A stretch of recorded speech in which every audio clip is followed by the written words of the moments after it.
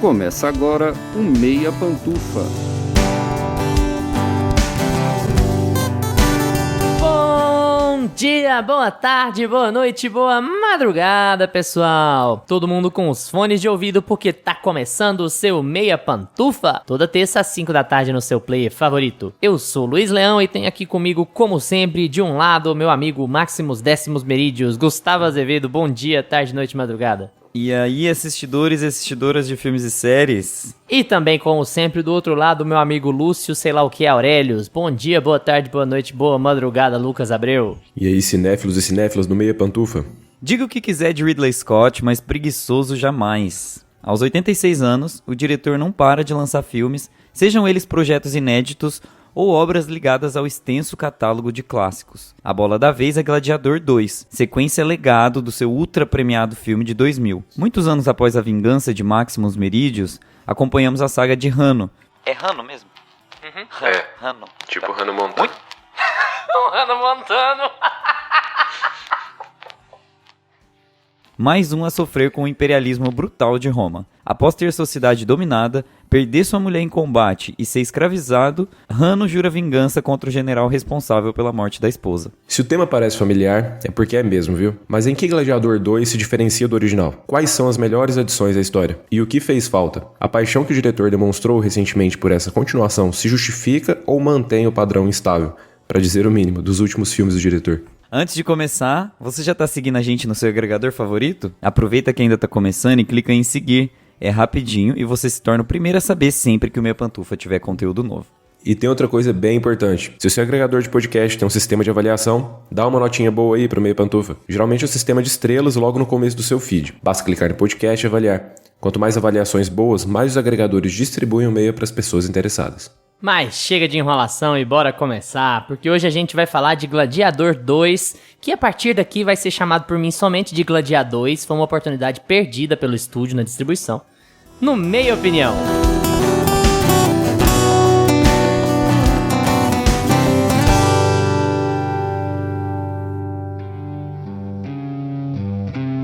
Meia Opinião.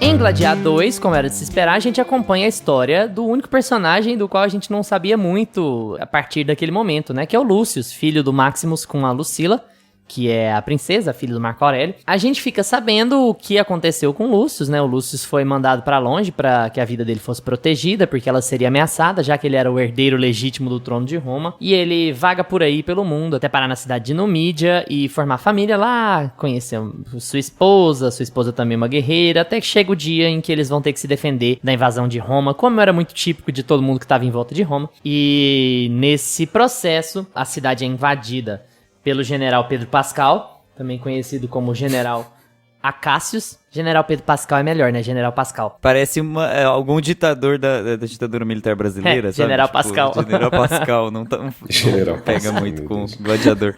É. E aí o general é pessoalmente responsável pela morte da esposa dele. A esposa dele tenta matar o general, assim, no meio do bafafá da guerra. E aí ele fala, matem ela. E aí ela vai e morre. E aí a cidade perde, ele é escravizado. E ele é levado a Roma, jurando vingança contra o general Acácios. Ao mesmo tempo em que a gente vai relembrando quem é o Lúcius e qual o papel que ele pode ter na construção dessa Roma, que nesse momento é dominada por o imperador Geta e o imperador Caracalha, enfim. Eu acho que o principal pra gente trazer aqui, antes do Gusto analisar, é que eu esperava pouco, como a gente sempre espera pouco de sequências legados, sempre espera pouco de continuações, pelo menos eu acho que aqui no podcast todos nós esperamos pouco de sequências legado ou continuações do tipo, mas o problema foi que o Ridley Scott hypou, né? Ele ficou aí na campanha falando que ele tava ultra mega blaster orgulhoso do filme, que o filme era o melhor projeto que ele fazia em muitos anos e não sei o que.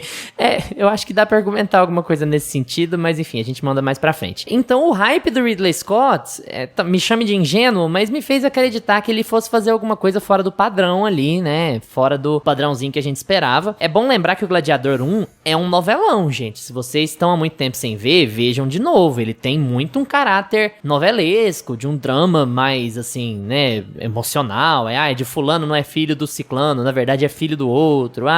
fulano matou o meu pai e agora eu juro vingança. Não é que o Gladiador 1 fosse um filme de super-herói. Ele já era um filme com uma pegada bem novelão, assim, um caráter muito emocional, mas muito bom, né? E muito premiado, muito bem visto pela crítica e pelo público, de modo geral. E aí vem Gladiador 2. Gladiador, Gusta. O que você achou de Gladiador 2? O hype do Ridley Scott era real? Então, não só teve o hype do Ridley Scott, como também teve uma tentativa do público de engajar o Wicked, né, como o novo Barbenheimer. Barbenheimer, assim. né?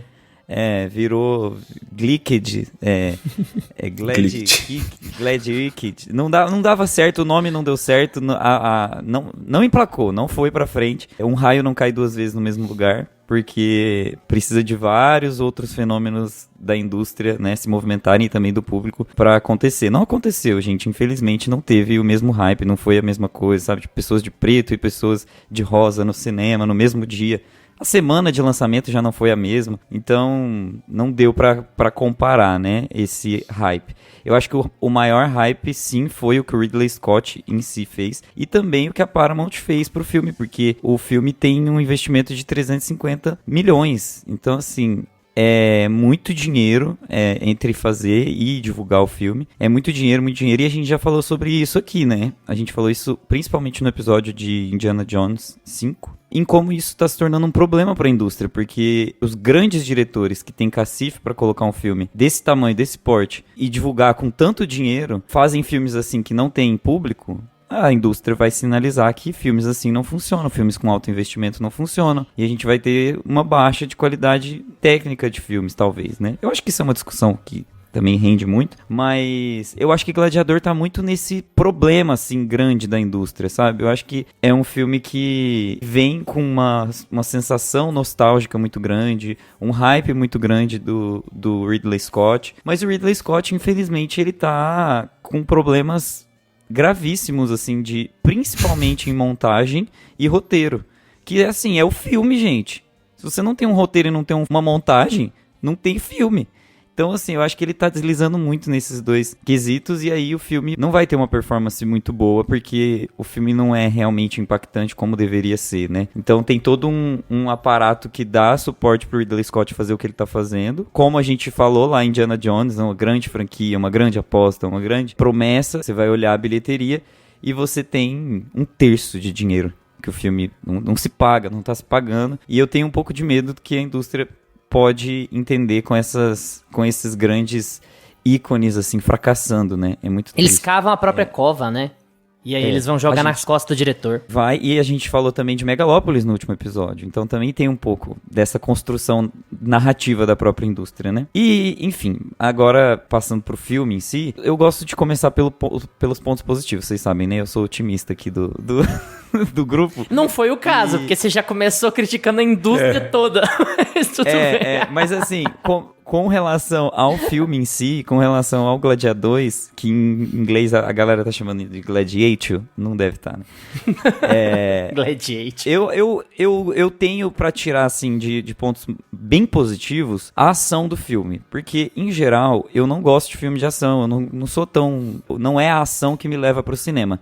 Dessa vez, quem me levou pro cinema foi o Paul Mescal, né, e o Pedro Pascal, não necessariamente a ação do filme. Mas quando eu chego no cinema e o filme começa com uma cena extremamente épica, assim, com um design de produção extremamente rico, figurino, profundidade, uma batalha muito bem feita, assim, sabe? Em todos os sentidos, de figurante.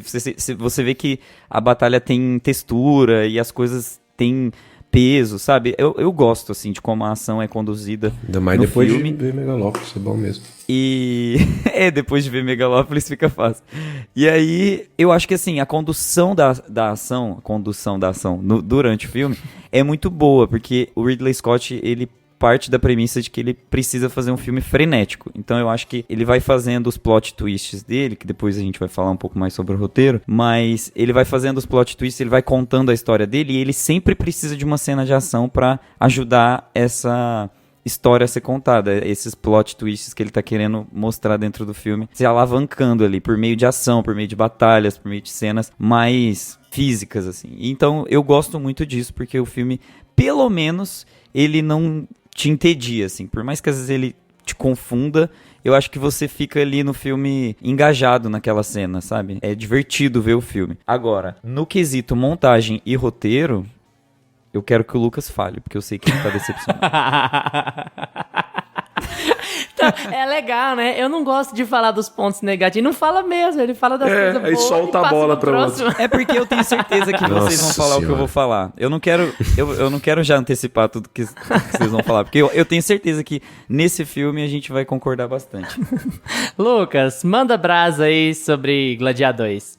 Eu achei até que você ia gostar menos. Achei que eu ia ser o otimista dessa vez. Assim, fui ver Gladiador. Eu vi o antigo, primeiro filme, esse ano. Já tem uns meses, mas peguei pra ver esse ano, porque eu não lembrava muita coisa dele. E, cara, eu gosto muito do primeiro filme. Mas é o que o Luiz falou, a gente tem que ter em mente que ele é um novelão, é aquela história de vingança ali do Maximus e é aquilo. O vilão, né, que é o Joaquin Phoenix, o cômodo, ele é até meio cartunesco, assim, meio caricato. E vambora. E o filme é assim. E aqui, a gente já vê pelo trailer que o Ridley Scott falou assim, não, eu vou expandir esse universo meu. Vou tacar macaco, tubarão, tudo que puder jogar lá dentro do Coliseu, eu vou jogar.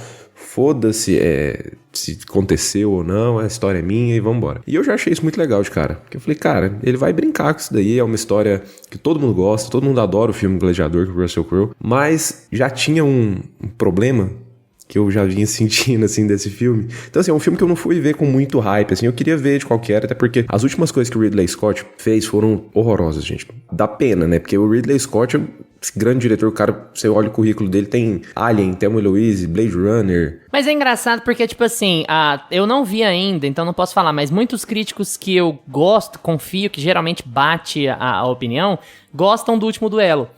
Acham o Último Duelo muito bom. É um filme que teve menos marketing, menos hype. Mas aí você pega Casagutti, Napoleão, sabe? Praticamente duas bombas em sequência. Você e não você viu fica, o onde é que o Duelo? Ridley Scott tá, sabe? Não vi não. Menina, a gente precisa ver pra falar aqui.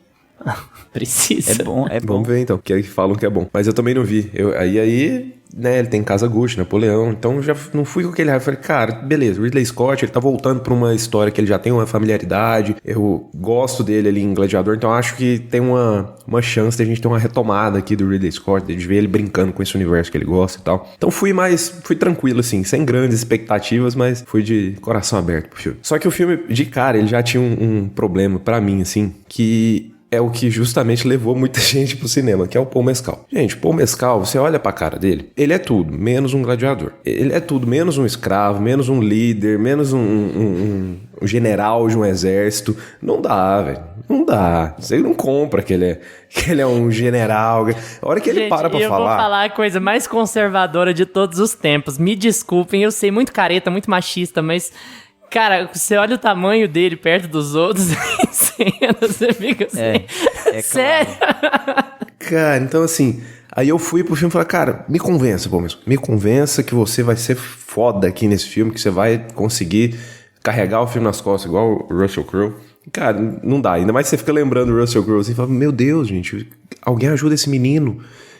Esse menino vai sofrer ali, vai acontecer, não dá. E aí ele vence as pessoas porque o roteiro quer que ele vença, porque ele bate de frente com os caras lá que, meu amigo, não tinha como.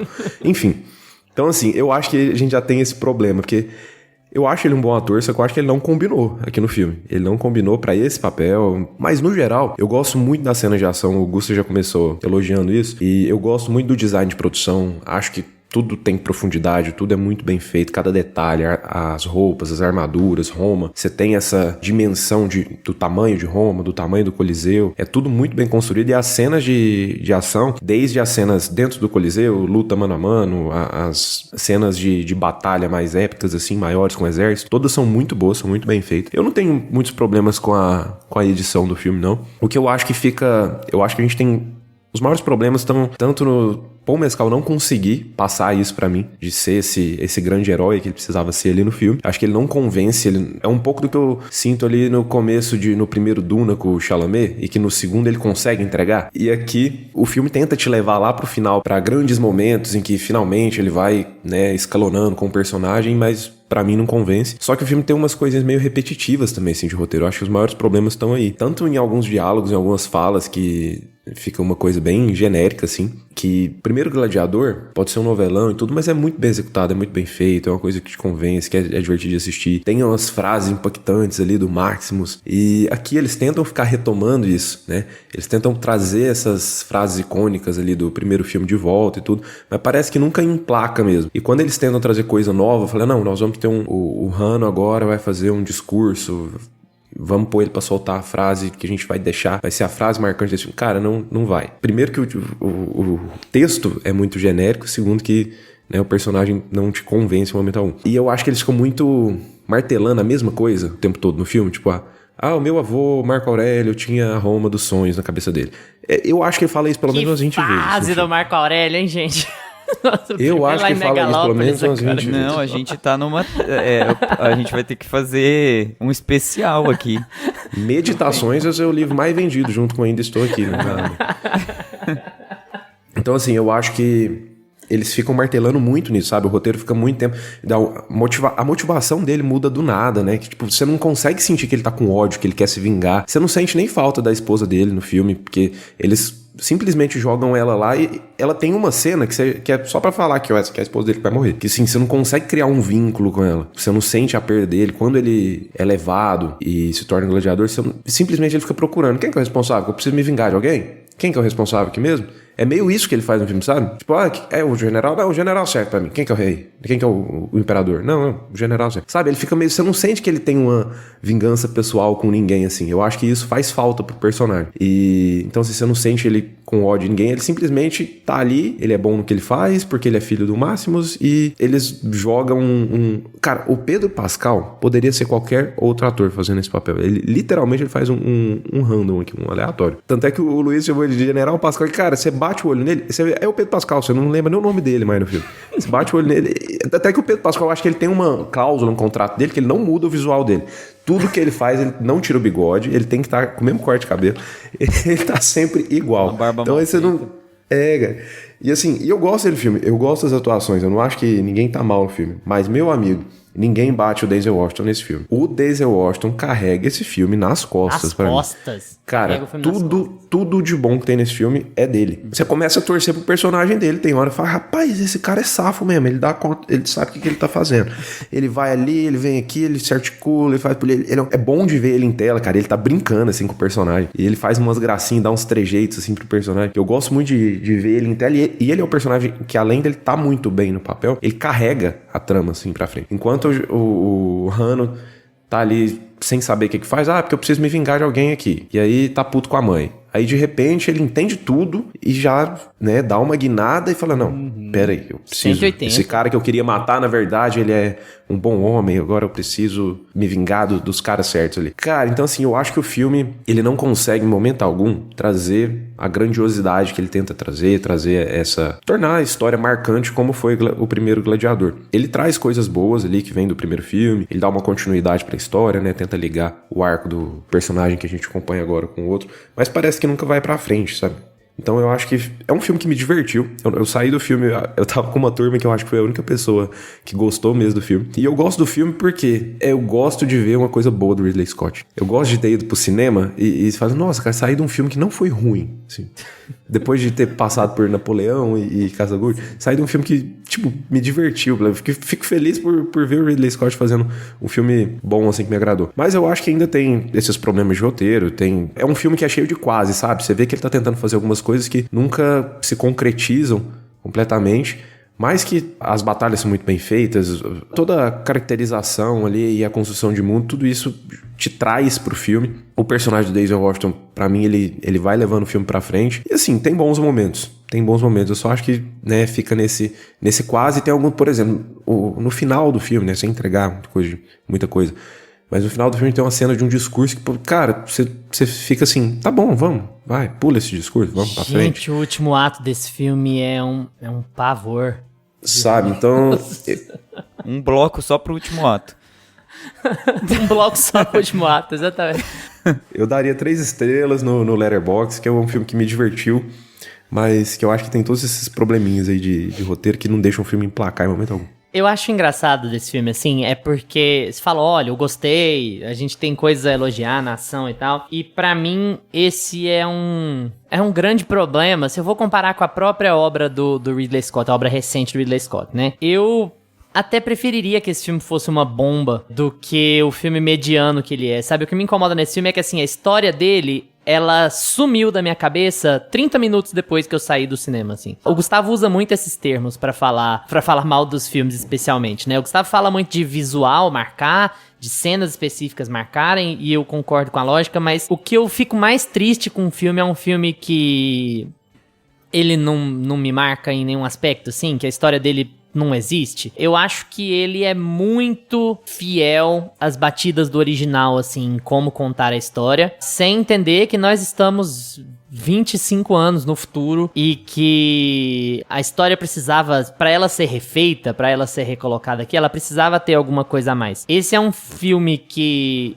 assistiu Top Gun Maverick e não entendeu por que Top Gun Maverick fez sucesso. E achou que Top Gun Maverick fez sucesso porque ele repetiu exatamente o mesmo ritmo do primeiro Top Gun. E não é bem assim, porque se você pega o primeiro Top Gun e o segundo, eles têm ritmos muito diferentes. Eles parecem ter os mesmos elementos, mas eles não têm. Eles se apegam em outros aspectos da história pra contar. O Top Gun Maverick foi pro lado Tom Cruisesco da coisa e falou, não, o filme vai ser emocionante porque o trabalho de som dele e o trabalho que a gente já sabe que ele sempre faz de fazer os dublês e de estar com a câmera no avião e tal, vai ser o que vai chamar a atenção. Foi um filme extraordinário de ver no cinema, o Top Gun Maverick. O Gladiador 2 é um filme muito bonito, eu concordo que ele é muito bem feito nas suas cenas de ação, muitas delas são muito boas, sabe? Particularmente os barcos dentro do Coliseu, ou a briga com o rinoceronte, ou mesmo com os macacos lá. As batalhas, as provações, elas são todas muito boas, assim. Mas é um filme profundamente esquecível. E eu acho que o que mais mata ele, pra mim, é uma coisa que o Lucas falou aqui, sobre a motivação dele mudar de uma hora pra outra, sem um evento canônico que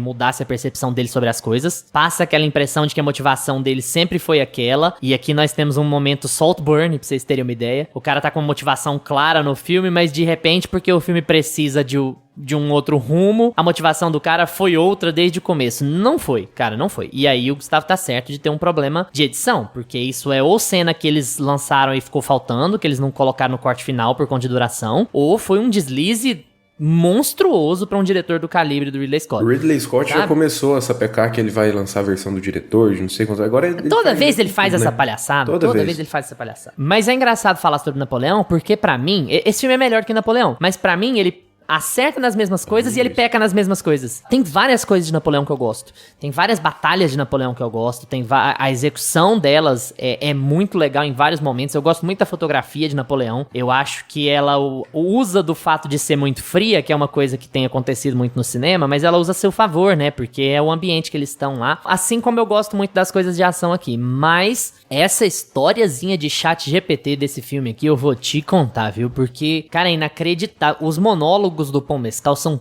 tão ruins.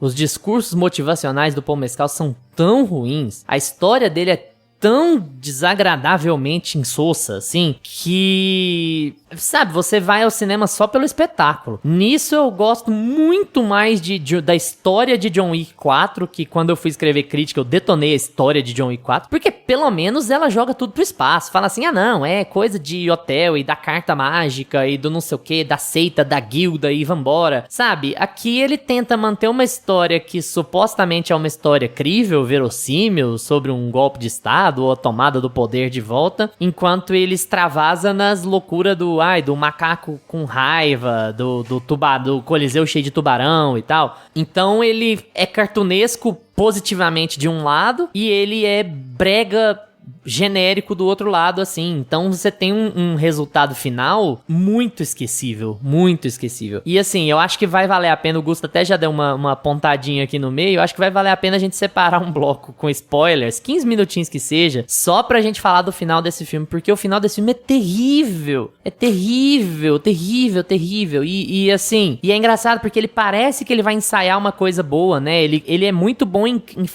criar a atenção, a expectativa, falar, não, agora nós temos um plano, agora vai acontecer isso e aquilo, agora a gente vai fazer não sei o que, nós vamos tomar a cidade. E aí, é daquele jeito lá. Acaba daquele jeito. Então, assim, tô me repetindo, mas o problema é a esquecibilidade do filme. O filme é completamente esquecível em termos de história. Você vai achar algumas coisas muito bonitas, você vai cagar pra factualidade sobre... Porque o Ridley Scott não tá nem aí com a factualidade das coisas que ele tá divulgando, né? Haja vista Napoleão e todas as suas inconsistências históricas. Mas, foda-se, né? Não é... Se o filme fosse bom e fosse inconsistente, era uma coisa. Agora, o filme ser esquecível, mais ou menos, e ser inconsistente, aí é um problemão. Mas só antes de passar de volta pro Gusto, eu queria fazer coro ao Lucas sobre o que é o Denzel Washington nesse filme, assim. O Denzel Washington é extraordinário nesse filme, porque ele geralmente é a melhor ou uma das melhores coisas de tudo que ele põe a mão, assim. E é muito legal porque eu acho que justamente porque ele traz uma personalidade que entende o filme, sabe? Um ator que entendeu o filme, um ator que entendeu o filme melhor do que o diretor, falou assim, não, gente, isso aqui é uma novela, isso aqui precisa de overacting, isso aqui precisa de excesso de expressividade, precisa de corpo, sabe? De movimento, precisa de um drama meio teatral, assim. E o Denzel entrega tudo isso. Ele é o único cara que entrega tudo isso aqui. É o único cara que parece que tá feliz de estar trabalhando com isso aqui. Ele tá vivo no filme, enquanto o resto do filme tá andando de segunda marcha, sabe? Então eu gosto muito da atuação dele, mesmo quando o texto fica devendo pra ele, ou quando as motivações dele não ficam muito claras. Eu gosto muito do que ele faz aqui. E ele é disparado a melhor parte do filme, assim. Disparado. Ele é disparado o que te prende no filme. E uma breve reclamação antes de passar pro Gusta também. Eu paguei caro, eu fui no Cinemark XD, porque eu falei, nossa... Gladiador, você precisa ir na sala mais cara, né? O XD, não sei o quê. E o som tava baixo.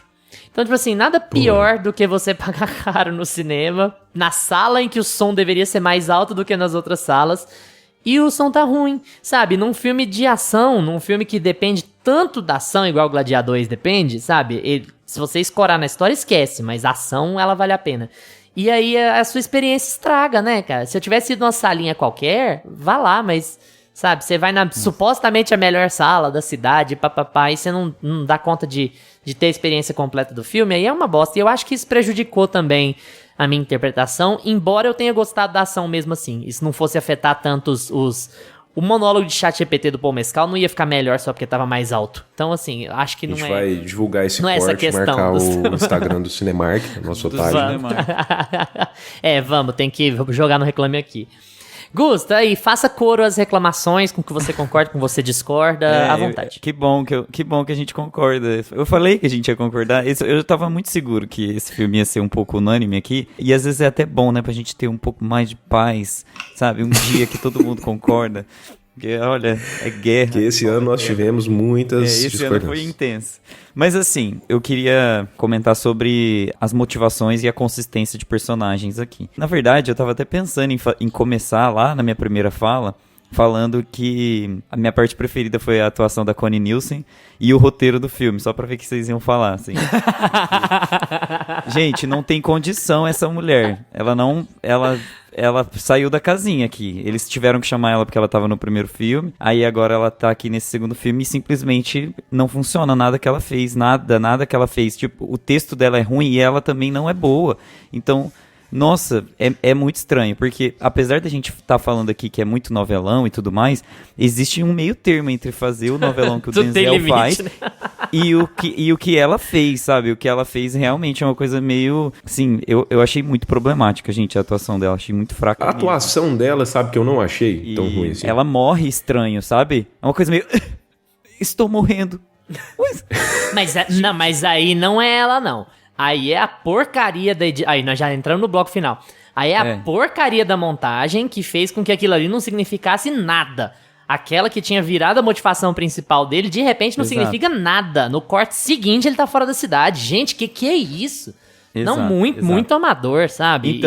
Então, não só pela montagem, mas também pelo texto dos personagens. Eu acho que nenhum personagem, para além do Denzel, que tem um pouquinho mais de atenção dentro do roteiro, por ser um pouco manipulador ali das coisas, o restante dos personagens são pecinhas do xadrez que o Ridley Scott, que, enfim, os roteiristas usaram, tem 3 roteiristas, né, assinando esse filme, utilizaram, e a gente sempre fala isso, quanto mais que já é um sinal, né? E os roteiristas escolheram não dar substância para os personagens, não tem background, e quando tem o background, ele é apresentado no mesmo momento da cena que a atitude daquele personagem está sendo tomada. Então, pra gente que tá assistindo, é muito rápida a mudança. Isso é muito ruim, é um pouco infantiloide, é um pouco desenho animado, sabe? É um flashback meio de série de TV dos anos 2000, né? Você olha pro cara assim, de onde você estava? Aí joga um flashback, assim, mais fraco. Exato, pra você, tipo, chama o espectador um pouco de burro, porque você tá mostrando a motivação do personagem no momento em que ele tá tomando aquela atitude. Então, não é legal fazer isso, porque você já precisa entender o que o personagem vai fazer antes dele fazer. Uma coisa que eu senti muita falta foi de ver um pouco mais a vida do Império, a rotina dos imperadores, pra gente entender o porquê daqueles irmãos não gostarem um do outro de uma forma mais substancial e não genérica e falada. Ficou uma coisa muito óbvia no último ato, que a gente vai falar depois também. A transição das motivações da esposa e depois pra mãe. O pedido de desculpa é meio confuso. Forçado, né? A forma com que ele assimila aquilo é muito rápido, porque o filme precisava fazer aquela mudança do segundo pro terceiro ato.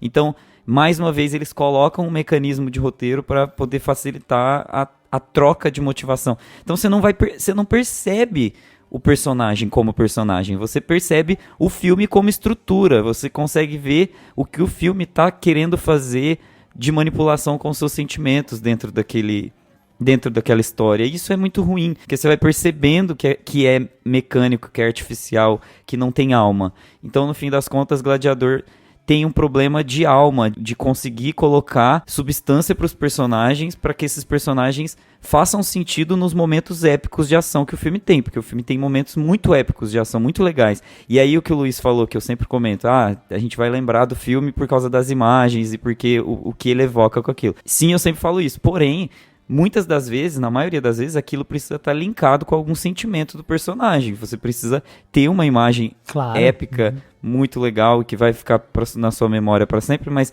por que essa memória tá ficando? Porque você se conectou com a história de um personagem. Ele tá te levando para aquele momento que vai ser o conjunto de um som, de uma imagem. É a Demi Moore se olhando no espelho, se preparando para sair, né? Ela não fala nada, ela não abre a boca, mas assim... Exato. O filme tá todo lá, né? Exato. Esse é o ponto. Você já entende, por mais que a gente conversou sobre a substância, por mais que em a substância o motivo seja sempre o mesmo e a questão seja a repetição do motivo e ela tá engaiolada dentro daquele motivo.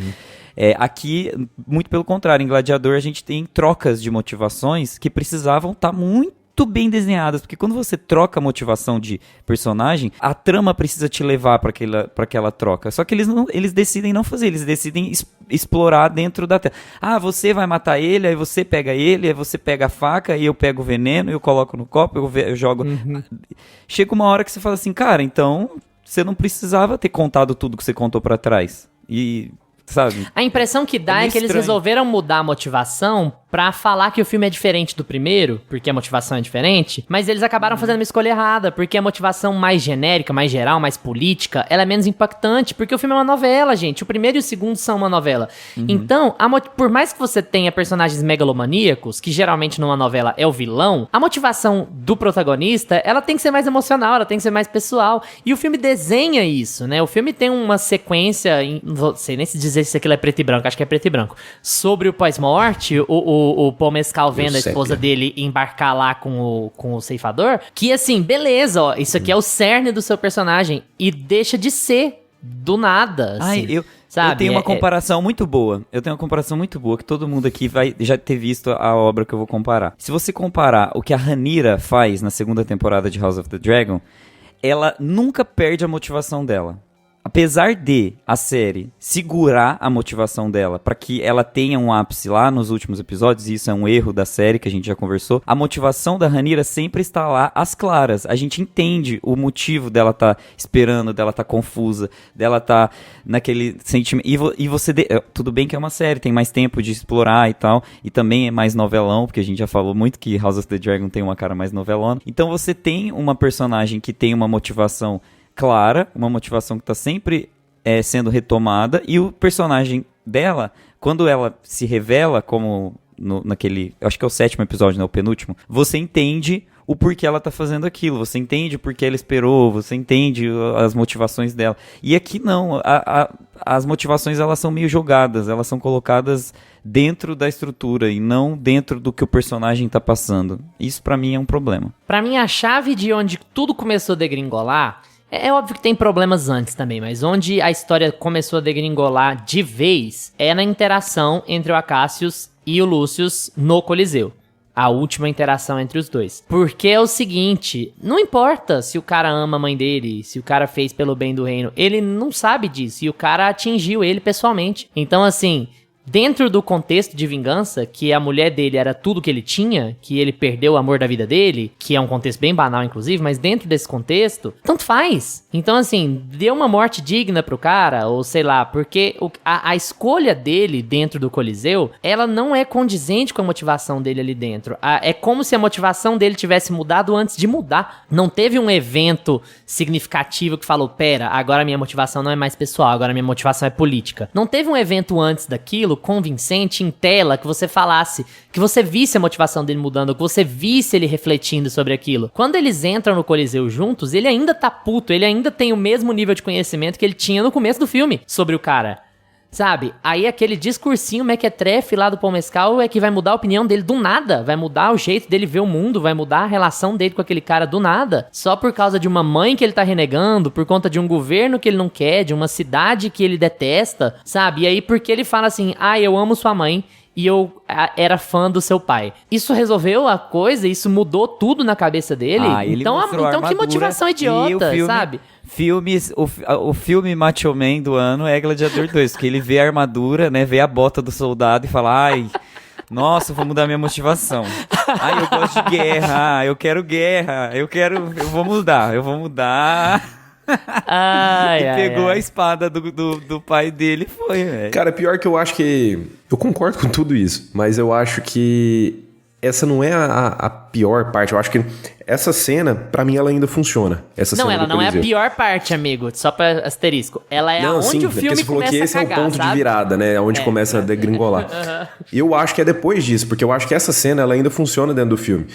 Porque dá pra gente entender, assim, o que o personagem do Pedro Pascal faz ali. Beleza, você entende ele desistir de matar ele e tudo mais, e você já sabe que o personagem vai acabar morrendo de qualquer jeito, mas aquela cena pra mim funciona, em termos de o Lucius olhar pra ele e falar, não, pera lá, você não é o vilão que eu imaginava que você era, minha mãe já tava começando a me falar umas coisas aqui, ele começa a assimilar as coisas, ele começa a entender o que tá rolando ali, e ele identifica algum tipo de nobreza, de caráter naquele personagem ali do Pedro Pascal. E depois, pra mim, o filme degringola depois daí. Porque aí, pelo menos, os dois personagens ainda têm uma interação que eu acho que ainda funciona, que você consegue, assim, numa cena rápida, com poucos diálogos, um consegue entender o que tá passando ali na cabeça do outro. E pelo menos o Lucius consegue entender ali que o culpado ali não era realmente o general, e isso é maior do que ele. Só que aí depois, cara, você não tem uma coisa dele, como o Luiz falou, não tem uma coisa dele refletindo sobre isso. O filme é um filme de 2h30 que poderia muito bem excluir várias cenas e substituir por um desenvolvimento muito melhor do personagem, cara. Porque aí quando ele volta pra prisão, quando ele volta lá pros bastidores lá dos gladiadores, do nada a motivação dele vira, assim, sabe? E ele conversa com a mãe, e ele aceita ser quem ele é, cara. Então, pra mim, essa cena ainda funcionaria se a gente tivesse algo vindo depois dela, se a gente tivesse um desenvolvimento maior do personagem vindo depois. Só que a gente não tem. E o filme simplesmente ele dá essa virada do nada e continua naquela repetição. O filme te força a engolir. Tanto é que quando o Denzel Washington fala, eu até concordo com ele. Fala, Roma dos sonhos é o cacete, meu amigo. É o caralho aqui, ó. Me queimaram aqui, eu vou tomar essa porra pra mim agora. Eu acho que o que ele dá a entender é que a motivação dele mudou quando ele viu a mãe acorrentada, né? Tipo assim, que é exatamente na mesma cena do Coliseu. Não que a motivação dele mudou, mas que ele olhou e falou assim, ela não é cúmplice da coisa toda, então alguma coisa aqui está errada.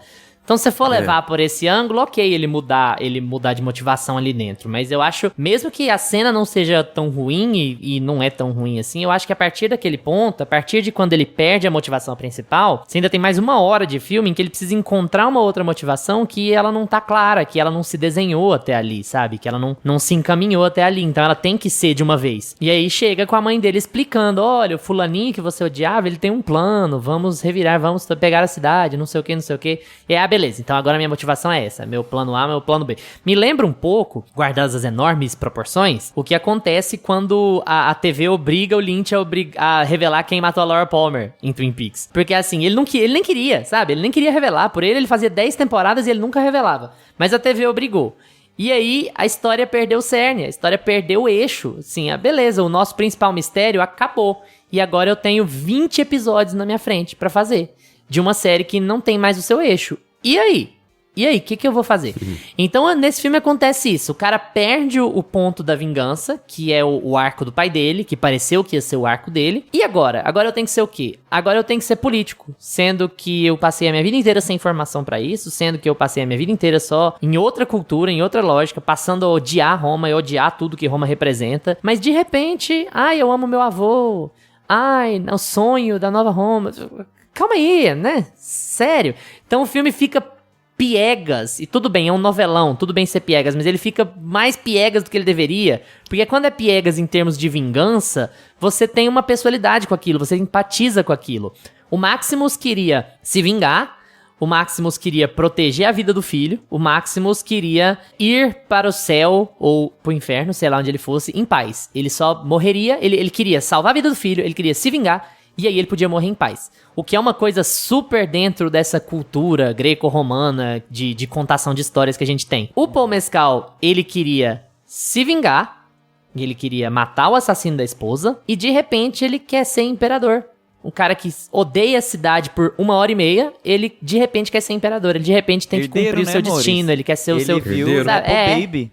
Exatamente, né? Ele viu Nepo que Baby. tinha nome, ele falou, eu descobri meu nome, eu vou pegar isso aqui pra... Agora é meu, eu vou pra cima. Só Romano tem 3 nomes, eu chamava só Rano, agora eu chamo Lúcio Bananas Aurelius. Então acabou, né? Pronto, é meu.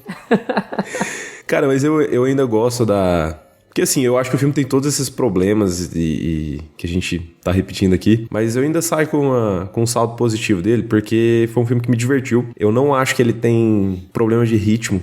Apesar de ele ter 2h30, eu não vi o tempo passar assim. Pra mim foi tranquilo. Porque a ação é boa, né? Quando a ação é boa, o ritmo não te atrapalha. E assim, eles intercalam bem. A gente meteu o pau na edição aqui, mas isso aqui eu tenho que elogiar. Porque eu acho que o Ridley Scott, ele consegue intercalar bem o ritmo do filme entre a ação e a trama que ele quer contar, entre as tramas que ele quer colocar. Gosto da ideia dele querer dar uma mudada, de continuar sendo um novelão, continuar sendo um negócio novelesco ali, mas ele dá uma mudada ali do primeiro filme, de não... beleza, o primeiro filme tinha uma história clássica de vingança, agora eu vou começar aparecendo o primeiro filme, mas eu já vou colocar aqui que eu tenho o garoto que fugiu, que na verdade é o herdeiro do Império, e aí a gente vai ter os 2 gêmeos maus aqui, é Ruth e Raquel, e...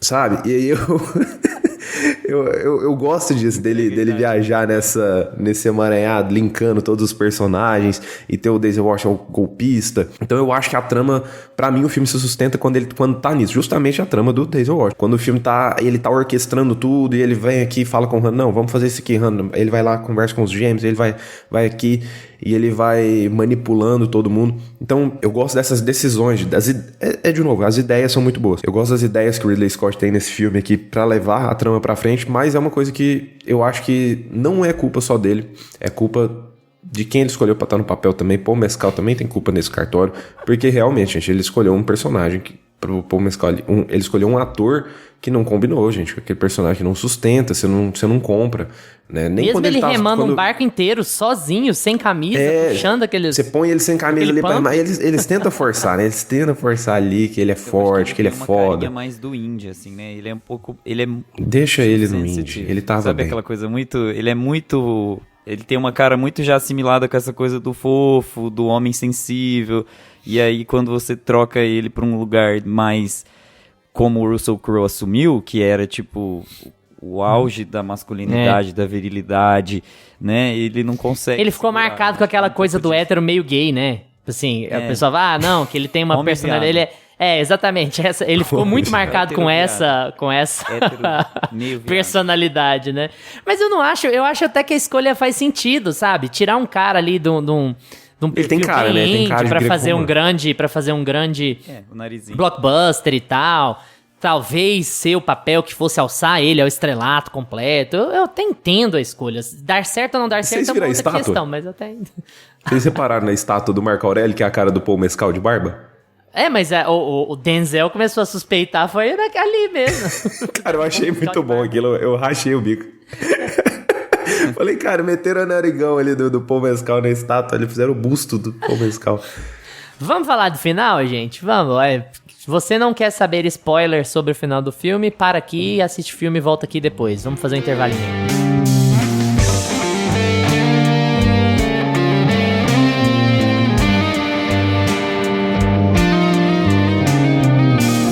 Como a ideia de puxar um bloco com spoilers pra falar do último ato foi sua, eu vou deixar pra você começar. O que você quer falar aí sobre o último ato? Você concorda com a minha argumentação prévia de que o último ato é muito ruim? Por favor, concorde, senão eu vou me sentir isolado. Eu concordo. Não é muito... Eu não acho que é muito ruim, mas eu acho que ele é muito acelerado. Ele é muito fominha. Sabe aquele tipo de final de filme que eles querem fazer tudo? É muito complicado, porque o espectador fica sem fôlego. O Lucas falou sobre o ritmo, e ele não tem um problema de ritmo lento, mas no final ele tem um problema de ritmo rápido, que incomoda horrores. Porque tudo que eu Deixa pra fazer tudo de uma vez, né? Eu queria que o filme tomasse tempo naquelas decisões ao longo, né, da história, principalmente com os dois imperadores, gente, porque é o principal, né? Você tem as pessoas que estão no poder e você depois vai ter um vácuo de poder para ver quem vai assumir o poder deles, quem vai assumir aquele trono. E no fim das contas, a motivação é muito rápida, assim, é tudo tomado às pressas. E eu tenho a impressão de que... a gente falou de alguns personagens que morrem, né? A gente falou já, sem spoiler, mas já entregamos que é a mãe dele, a mãe do Hanno e o general Pascal. Eles morrem, mas todo mundo morre no filme, né? Tipo, é um filme que só sobra o Hanno. Então, no fim das contas, ele é o próprio meme lá do Todo Mundo em Pânico 4. Todo mundo morreu, todo mundo que você ama está morto. Aí só sobra... Porque ele é o oposto do Gladiador original, né? Que o protagonista morre e todo o resto fica vivo. No caso, ele fica vendo todo mundo morrer. Mas isso, esse é o ponto. Tipo, você tem vários personagens pra assassinar ao longo da sua trama e você decide matar todos eles no último ato. Eu acho que o único que morre no final do segundo ato é o personagem do Pascal, né? Então, eu acho que a trama ficou mal distribuída. Ficou uma coisa assim meio... Vamos acelerar aqui no final, vamos deixar as coisas mais épicas e extraordinárias acontecer no final, porque o nosso público vai gostar disso, de todas essas cenas aqui amontoadas e essa conspiração política, né? Porque a conspiração política pega fogo no final do filme. Antes você não tava nem aí pra conspiração política. Por isso que eu acho estranho, é meio descolado, assim. Você tem um terceiro ato que não funciona com os primeiros, porque os primeiros têm muito mais a ver com a história pessoal de vida do Hanno do que com aquilo tudo que a gente tá vendo no final do filme. Então eu fiquei um pouco perdido, pra ser bem sincero. Você fica assim meio... Pera, mas ele tá tomando essas decisões com base em quê? Como que ele sabe disso? Aí eles voltam e explicam e falam e verbaliza, aí aparece a mãe acorrentada.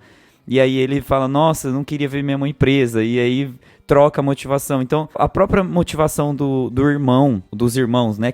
Inclusive, o irmão mais novo, o Caracalla, ele é o menino que faz o White Lotus da família. Sim, eu fiquei olhando e falei, cara, quem que é esse? Que depois vai fazer canoagem e tal.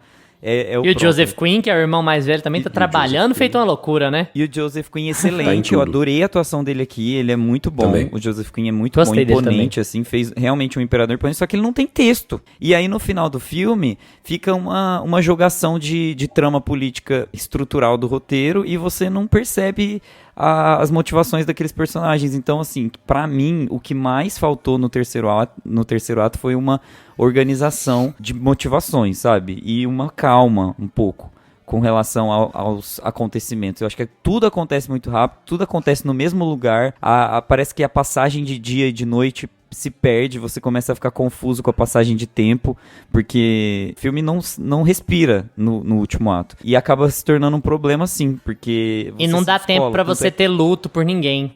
Esse é o problema. Você quer matar um monte de gente muito rápido e você não sente luto por ninguém. Isso, exato. Eu fico pensando, o povo de Roma, porque parece que no prazo de 24 horas...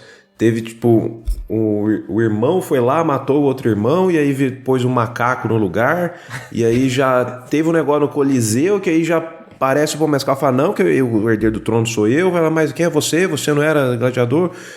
Sabe? Eu fico imaginando, pô, gente do céu, o que tá acontecendo aqui? No prazo, assim, de um dia pro outro. E tirando também que essa questão de colocar o Hanno como imperador no final, da forma como foi, depois de todos mortos, e ele com esse sonho de ver uma nova Roma e tudo mais, ficou muito final de Game of Thrones, né? Aquela coisa assim, gente, sério, que vocês passaram por tudo isso, vocês colocaram um macaco pra ser imperador, e aí depois vocês me vêm com democracia pra cima de mim, sabe? Uma coisa meio o sonho de todos livres e de todos podendo confiar no seu general de confiança que tem um histórico aqui, né? Maximus Maximus.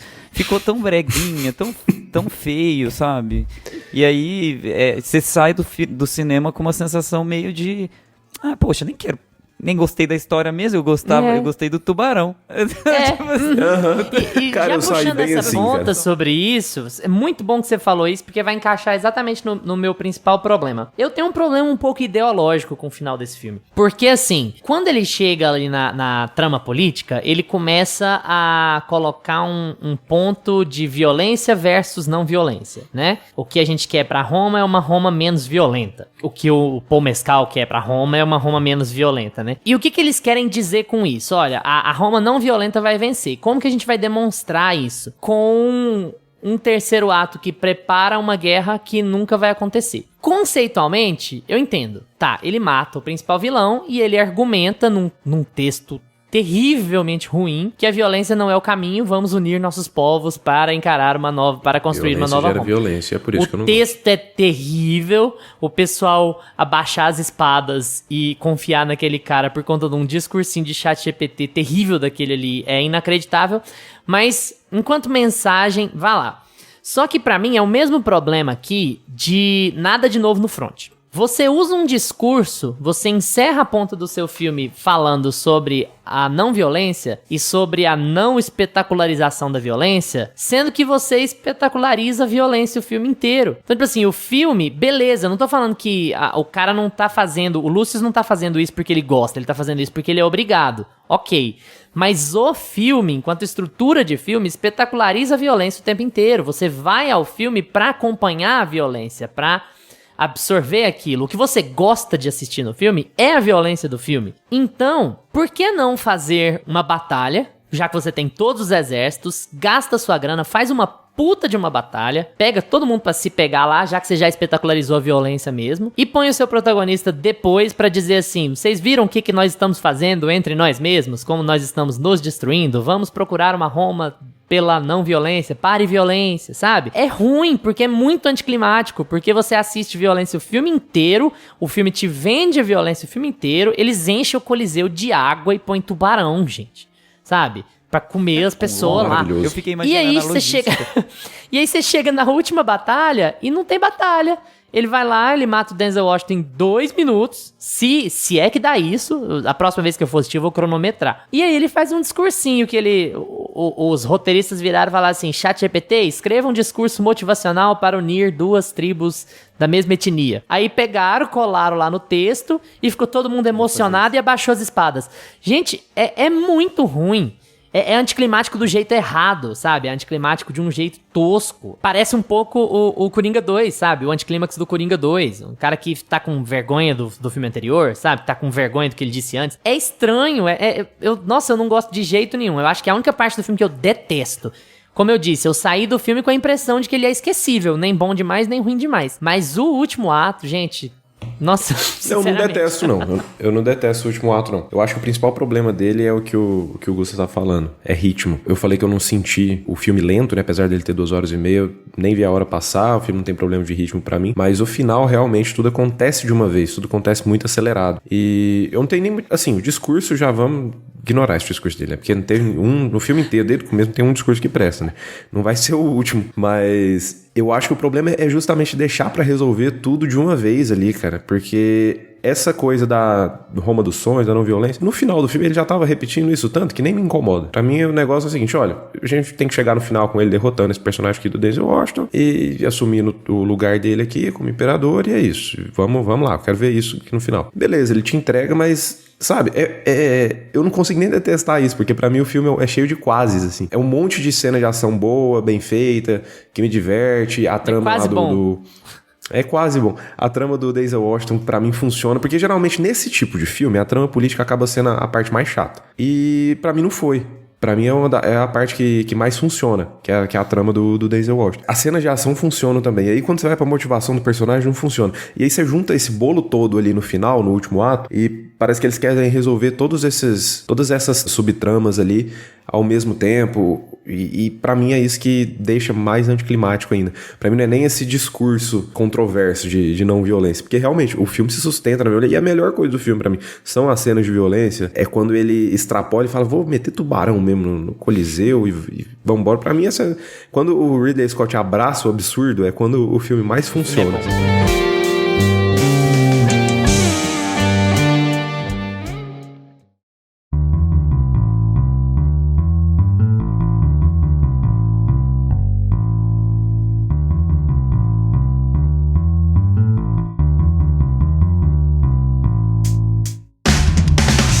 E agora é com vocês. Já assistiram Gladiador 2? Gostaram? Não assistiram, mas ficaram interessados? Vamos estender essa conversa no Instagram, @meiapantufa, que a gente responde tudo que aparece por lá. Valeu pela atenção de vocês. Tchau, Gusta. Tchau. Tchau, Lucas. Tchau, galera. Lembre-se de seguir a gente no seu agregador de podcast preferido, seja ele Spotify, Apple for Podcast, Deezer, Amazon Music. E a gente tá também no YouTube, então se essa é a sua plataforma favorita, dá uma passadinha lá, porque todos os episódios já estão disponíveis em áudio. Terça que vem a gente tá de volta com mais Meia Pantufa pra vocês. Tchau! Este podcast conta com locuções de Carla Leão e Lucas Meleiro e edição de Luiz Leão.